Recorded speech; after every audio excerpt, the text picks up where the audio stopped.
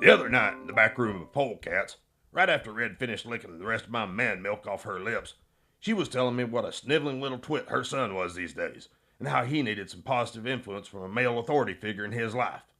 Well, since his daddy, a bad guitarist with a third-rate cover band, who didn't have the IQ of Beavis or Butthead, ran off when Red got pregnant, and seeing how, besides the crackhead manager of her place of employment, is the only other man in her life, and seeing as how I'm such a softy and just love kids, I agreed to take the little bastard fishing and help him unfuck himself.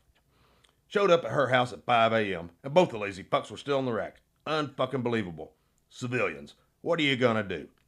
So I kicked in the hatch, threw the garbage can down the hall, and said in my sweetest good morning voice, "Reveille, reveille, get out of the rack, drop your cock and grab your socks, sweethearts." Then I remembered Red ain't got a cock, ha ha, except mine, but Junior does. Least he should. Finally, I had to drag the little shit out from his Hello Kitty bedspread and get him going. Hello Kitty? Hello Kitty? What the fuck? There's half your problem right there. Boy's gender confused. Can you believe it took Junior 8 minutes to get his damn clothes on? What the fuck? How you ever gonna be a Marine with time management skills like that? Finally, we get headed out, and I gives Red a little slap on her ass and tell her, "Don't worry, Junior here'll be a different kid when we RTB. That's return to base for you civilians." Climbing into the truck, he falls, cuts his leg, and starts crying like a mama's boy. "Shut up, Private. Marines don't cry. And get off the driveway. You're staining the concrete."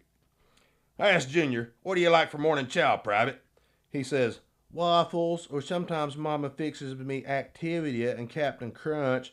Hell's bells, boy. You gotta learn to eat like a Marine. The only time a Marine eats Captain Crunch is when that and beer is all that's left in the hooch from the bender we had the night before. Here, have an MRE. It'll put hair on your chest. Well, after a full day of us fishing, me drinking beer, and educating him on what being a man's all about, we head back to Red's. As we walk in, he slaps Red on the ass and says, "Nice cheeks." Goes straight to his room and comes out with the Hello Kitty bedspread. Takes it outside and sets fire to it. Red says, "What are you doing?"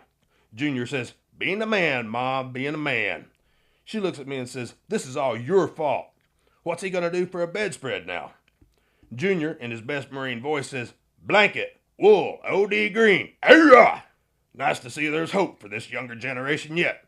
Don't forget to subscribe, like, comment, and write in with your questions. And like us on Facebook at facebook.com/GunnyG Marine. All one word. I'm Gunny G. You're dismissed, numbnuts.